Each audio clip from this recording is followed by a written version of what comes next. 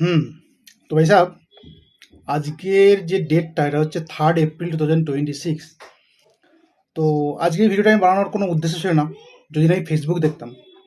তো আজকে হঠাৎ ফেসবুকে দেখলাম যে কলকাতার একজন উকিল, আইনজীবী, কলকাতা হাইকোর্টের অ্যাডভোকেট মুফাক্কেরুল ইসলাম নামক মানুষটাকে গ্রেপ্তার করা হয়েছে, অ্যারেস্ট করা হয়েছে। কারণ হচ্ছে তিনি নাকি মালদার কোনো একটা জায়গাতে নিজের গাড়ির ওপর চড়ে, হ্যাঁ, একদম একদিনের অনিল কাপুরের স্টাইলে, একদিনের সিএম, অনিল কাপুরের স্টাইলে এসআইআর নিয়ে অনেক কথা বলছিলেন, উস্কানিমূলক কথা বলছিলেন। তার জন্য তাকে যা হয়, তাকে গ্রেপ্তার করা হয় বাগডোগরা থেকে, বাগডোগরা এয়ারপোর্ট থেকে ব্যাঙ্গালোরের পথে পালানোর সময়। কথা হচ্ছে মানুষটা একজন উকিল। এখন উনি অনেক কারণেই এদিক ওদিক মানে আসতে থাকেন ব্যাঙ্গালোরে এদিক ওদিক। যারা এইসব মানে যে কোনো কারণে ফেঁসে যায় তাদেরকে ছাড়ানোর জন্য। তো আমি আমার ভিডিও একটু দেখতাম, কিছুদিন ধরে দেখতাম রিলসগুলো, ভালো লাগতো। একজন উকিল হিসাবে ভালো লাগতো, কথাবার্তা শুনতাম। কিন্তু কথা হচ্ছে এখন বাংলায় যা পরিস্থিতি, ওয়েস্ট বেঙ্গলে যা পরিস্থিতি, এসআইআর নিয়ে যে প্রবলেম চলছে, আমারই চেনা একজন মানুষ যিনি হচ্ছেন একসময় কিছুদিন আগেও একজন পঞ্চায়েতের প্রধান ছিলেন, তার নামটাও পর্যন্ত মানে কি বলে ভোটার যে লিস্ট সেখান থেকে কেটে গিয়েছে না, ওই কি একটা অপশন থাকে না, কি আন্ডার কিছু একটা, যেটা মানে এখনো পর্যন্ত পর্যবেক্ষণে রয়েছে। তো সেরকম একটা সিস্টেম। কথা হচ্ছে যে 2002 সালে যাদের বাবা মার নাম ভোটার লিস্টে ছিল, তারা তারা ইন্ডিয়ান নাগরিকত্ব পাবে, তাই না? এটা একটা কিছু ব্যাপার ছিল, কিন্তু সেটা নিয়ে এখন যাই হোক এত কিছু পায় তারা হচ্ছে, এত কিছু সমস্যা হচ্ছে, যেখানে মানুষ উত্তাল, মাথা খারাপ। এখন মেন কথাটা হচ্ছে, আমি আমার এই ভিডিওটা বানানোর মেন উদ্দেশ্য এটাই যে আমি আমার ঘরে একটা প্রবলেম। আমি পড়াশোনা বেশি পড়াশোনা করে জব করতে হবে, চাকরি করতে হবে, আমি এর বিরোধী। কেন বেশি পড়াশোনা করে চাকরি করতে হবে এরকম কোনো কথা নেই। হুম। মানুষ যা কিছু করে স্কিলে করে, কিছুতে করে, কিন্তু কথা হচ্ছে বেশি পড়াশোনা বেশি চাকরি করতে হবে। কিন্তু কথা হচ্ছে একটা ছেলেকে মানে মানুষ বাবা মারা পড়াশোনা করা কিসের জন্য? যে ভালো প্রতিষ্ঠিত হয়ে যাবে, ভালো ইনকাম করবে, ভালো সব কিছু লাইফ হবে, আমাদের ভালো করে দেখবে।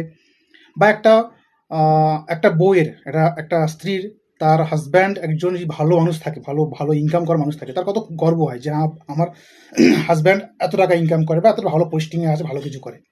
কিন্তু সেরকম ছেলে মেয়েরও হয়। আজকে যে ওই মোফাক্কিরুল ইসলাম আজকে যে অ্যারেস্টেড হয়ে এনআইএর হাতে আছে, কথা হচ্ছে ওই মানুষটার বাবা মার কি চলছে, তাই না? ওই মানুষটার ছেলে মেয়েরা কি সিনটা তারা উপভোগ করছে, তাকে কত অপমানিত হতে হচ্ছে। তার ওয়াইফ হিসাবে সে ভেবেছিল যে হ্যাঁ, আমার বর উকিল, মানে একটা ভালো আমি ইনকামের পথে, মানে একদম সুপ্রতিষ্ঠিত, কোনো অসুবিধা নেই, ফিউচার একদম আমার একদম ফিক্সড, নো টেনশন। কিন্তু কথা হচ্ছে এটা কথা যে আমি আমার ছেলেপুলেকে হয়তো পড়াশোনা বেশি করাবো না বা করাতে চাই না, কিন্তু কথা হচ্ছে আমি আমার ছেলেপুলেকে এটাই বলবো, আমার ছেলেকে বা মেয়েকে, যে সিদ্ধারা থেকে দরকার নেই, যে যাই হোক না কেন নিজের সেলফিশ বানো, ঠিক আছে? কারণ আজকের এই যুগে যতই সংবিধানে লেখা থাকুক যে তুমি তোমার কথায় মানে কথা বলতে পারো, কিন্তু কথা হচ্ছে সেটা দেখা যাচ্ছে না ইন্ডিয়াতে, ভারতবর্ষে। হ্যাঁ, যাই হোক, এখন আমি বলবো আমার ওপরে এগেনস্টে চলে আসবে লোক। কিন্তু কথা হচ্ছে মেন কথা যে সেলফিশ বানো। যেখানেই লোক সেলফিশ, যা কিছু হচ্ছে হচ্ছে দেখতে থাকো, যা কিছু হচ্ছে দেখতে থাকো। তোমার সমস্যা, তুমি তোমার প্রবলেম থেকে সমস্যা সমাধান করো। কিন্তু কথা হচ্ছে এই দেশের হয়ে লড়বো, জনের হয়ে লড়বো, এইসব যে স্টাইল, মানে নিজের গাড়ির ওপর চড়ে হ্যাঁ তোরা এই করে নে, তোরা এই করে নে, কি দরকার ছিল ভাই? তুমি তোমার উকিল, তুমি তোমার উকিলগিরি করো, তাই না? সেলফিশ বানো। সবসময় দেশের হয়ে দশের হয়ে কথা বলতে, যখন যখন দেখো না কোনো একটা হসপিটালে কিছু একটা খারাপ কিছু চলছে, তুমি তার এগেনস্টে বলতে যাও, ব্যাস তোমার কিছুদিন পরে তোমাকে আর দেখা যাবে না, তুমি উধাও হয়ে যাবে। হ্যাঁ, কিছু পার্টির ব্যাপারে এগেনস্টে কিছু বলতে থাকবে, তুমি নেই, তুমি উধাও, তোমার কিছু না কিছু হয়ে গিয়েছে।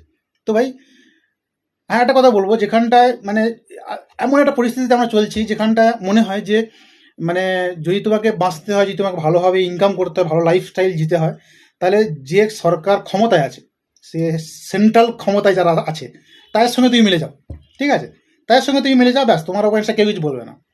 আজকে যে মানুষটা উস্কানিমূলক কথাবার্তা বললো যে এইটা করে না, ওইটা করে না, এইটাই জন্য তাকে গ্রেপ্তার করা হলো, কিন্তু আজকে হিন্দু মুসলিম নিয়ে, মন্দির মসজিদ নিয়ে, এই ঘুষপেটিয়া, এদেরকে ভোটার লিস্ট থেকে বের করে দেবোই, কিন্তু ইন্ডিয়া থেকেও বের করে দেবো, ডিটেনশন ক্যাম্পে থেকে বাংলাদেশে পুশ আপ করে দেবো, এইসব যে কথাবার্তাগুলো মানে পলিটিক্যাল লিডার্সরা কত বলে, তাদের কোনো কিছু হয় না। এত পলিটিক্যাল লিডার এত কিছু কথা বলে, তাদের কিছু হয় না। কিন্তু ভাই তুমি একটা পলিটিক্যাল লিডার নয়, তুমি একজন হচ্ছে উকিল, তুমি তোমার কাজ করো ভাই। আইনকে তোমার নিজে হাতে নিতে কে বলেছে, তাই না? এরকম কিছু কথাবার্তা উঠে আসছে। এমন লোক এমন কথা বলছে যে আজকে যা হচ্ছে হচ্ছে দেখ, কালকে দিনে তোরা ভাইরা, তোদের বোনরা, তোদের পাড়া প্রতিবেশী হয়তো ডিটেনশন ক্যাম্পে থাকবে, তো ভালো লাগবে? কেউ সেখানে কমেন্ট করছে, ভাই আমরা তো বাঙালি, আমরা তো কাঁকড়ার জাত, হ্যাঁ, আমাদের কেউ, আমরা কেউ উপরে গেলে আমরা তাকে নিচে নামিয়ে দিই, আমাদের খুশি লাগে, ভালো লাগে। যাই হোক, এত কিছু সমস্যা চলছে। তো বাবা মা হিসাবে দেখো, ছেলেপুলেকে পড়াশোনা করাই আমরা, বা হাজব্যান্ড হিসাবে, বউ হিসাবে ভাবে যে আমার বর এরকম সুপ্রতিষ্ঠিত, তো নিজের লাইফে যা কিছু চলছে ভাই, ওই নিয়ে ব্যস্ত থাকো। এইসব, হ্যাঁ, হয়তো আজকে যে মোফাকিরুল ইসলাম আজকে ইউটিউবার ছিল, ফেসবুকে রিল ক্রিয়েট করতো, তাছাড়া প্রাইভেট লাইফে তার নিজের জীবনে সে একজন উকিল ছিল, কিন্তু সেখান থেকে উঠে এসে সে আজকে একটা, মানে কিছুদিন পরে হয়তো তাকে ছাড়াও পেয়ে যাবে, অ্যান্ড হতে পারে যে জনদরদি নেতা হয়ে যাবে। কোনো কোম্পানি, কোনো পার্টি তাকে হয়তো নিয়ে নেবে যে ভাই তুমি, হ্যাঁ, জনদরদি হয়ে গেছো, নেতা হয়ে গেছো, চলো আমার সঙ্গে কাজ করো, পার্টিতে কাজ করো। তো ভাই এটাই কথাই, যে ছেলে পুলেকে মানুষ করো। আজ একটা ছেলেকে মেয়েকে জন্ম থেকে মানুষ করতে তার বাবা মা কত কষ্ট করে, রাতের পর রাত হসপিটালে, হ্যাঁ, বাচ্চার ডেঙ্গু, বাচ্চার এই প্রবলেম, বাচ্চার এই প্রবলেম, মানে জিন্দেগি পুরো ঝান্ড হয়ে যায় একটা ছেলেকে মেয়ে মানুষ করতে, পড়াশোনা করাতে, শিক্ষা দিতে, তাদের পিছনে মানে কাল ঘাম ছটিয়ে, রক্ত, মানে মাথার ঘাম পায়ে ফেলে বাবা মা কষ্ট করে ছেলেপুলেকে মানুষ করার জন্য। একজন ওয়াইফ কতটা স্যাক্রিফাইস করে তার হাজব্যান্ড ভালো জায়গা থাকুক, ভালো কিছু করবে বলে। ছেলে মেয়েরা বাবা মার, মানে বাবা ভালো কাজ করছে, ভালো ইনকাম করে বলে খুশি হয়ে যায়। কিন্তু এই একটা ঘটনা একটা লাইফে তোমাকে এতটা কষ্টর দিকে পৌঁছে দেবে। আজকে এই মোফাকুল ইসলামের যে বাবা মা, তারা কত কষ্ট পাচ্ছে, যে ছেলেগুলো, আজ ছেলেকে আমি উকিল বানিয়েছিলাম, হ্যাঁ, কিন্তু আজকে সে এই পরিস্থিতি চলছে। তার ওয়াইফ ভাবছে যে আমি কার কাকের সঙ্গে রাস্তায় ছিলাম, কার সঙ্গে আমি, মানে তাকে আমি আমার নিজের হাজব্যান্ড ভাবতাম, কিন্তু ওই মানুষটা একসময় খুব খুশি হতো যে হ্যাঁ, আমার বর এত টাকা ইনকাম করে, এত খুশি। ছেলেপুলে ভাবতো হ্যাঁ কত শুনতো, কিন্তু আজকে সেই ছেলেপুলেকে যখন শুনতে হচ্ছে যে তোর বাবাকে অ্যারেস্ট করেছে, তোর বাবা উস্কানিমূলক কথাবার্তার জন্য, তোর বাবার জন্য আজকে এত বড় দাঙ্গা হলো, এত কিছু হলো, তা কতটা শুনতে খারাপ, তাই না? তো ছেলে মেয়েকে ভাই মানুষ করাও, ভালো পড়াশোনা করাও, ব্যাস এইটুখানি বলো যে তোর সিদ্ধান্ত থেকে দরকার নেই, তোরা যেখানে যা কিছু হচ্ছে অন্যায় প্রতিবাদ করার দরকার নেই, যতদিন না পর্যন্ত পলিটিশিয়ান থাকবি। যদি পলিটিশিয়ান হোস, আর পলিটিশিয়ান মানে কিরকম পলিটিশিয়ান, যে সরকার স্টেটে নয় সেন্ট্রালে ক্ষমতা আছে, তাদের সঙ্গে যদি তুই জড়িত থাকিস, পলিটিশিয়ান হোস, তাহলে তুই ভাই যা কিছু বলতে থাক। কিন্তু যতদিন আমি ওই পর্যন্ত, যতদিন পর্যন্ত তুই মানে ডাক্তার, মাস্টার, ইঞ্জিনিয়ার এইসব অন্য প্রফেশনে আছিস, তো ভাই এই দেশে কি হচ্ছে, কি কোনটা ভালো কোনটা খারাপ, এই নিয়ে কথা বলা করার কোনো দরকারই নেই। তুই তোর ইনকাম কর, সকাল হয় কাজে যা, সন্ধে হয় ঘরে আয়, বউ বাচ্চার সঙ্গে টাইম পাস কর, কোথায় আইপিএল দেখ, হ্যাঁ, কোথায় যাই কিছু হচ্ছে দেখ, তোর দরকার কি আছে এত কিছুর মধ্যে পড়া? তো আমি মনে হয় আমার ছেলেপুলেকে এইগুলোই উপদেশ দেবো।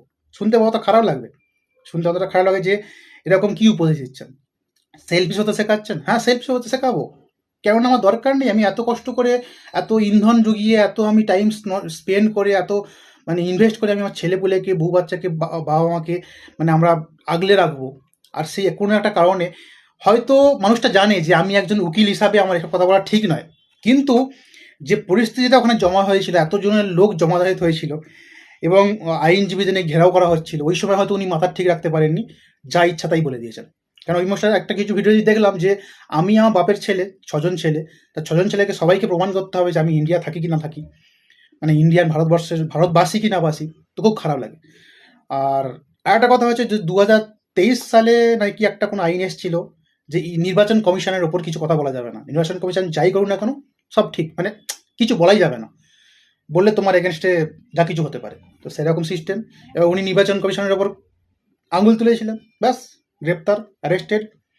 মানুষটা ব্যাঙ্গালোর আসছিল, বলছে, আর এই যে মিডিয়া তো ভাই, মানে ব্যাঙ্গালোর পালিয়ে যাওয়ার পথে গ্রেপ্তার হচ্ছে মোফাক্কিরুল ইসলাম। আরে ভাই সে ব্যাঙ্গালোর, মানে আমি যখনই দেখি ভিডিওতে সে ব্যাঙ্গালোরে থাকে, কোনো না কোনো কেসের জন্য, কাউকে না কাউকে ছাড়ানোর জন্য সে ব্যাঙ্গালোরে থাকে। সে ব্যাঙ্গালোর পালিয়ে যাচ্ছিল, সে তোর কথা বলেনি যে ভাই আমি ব্যাঙ্গালোর পালিয়ে যাওয়ার পথে আমাকে ধরেছে।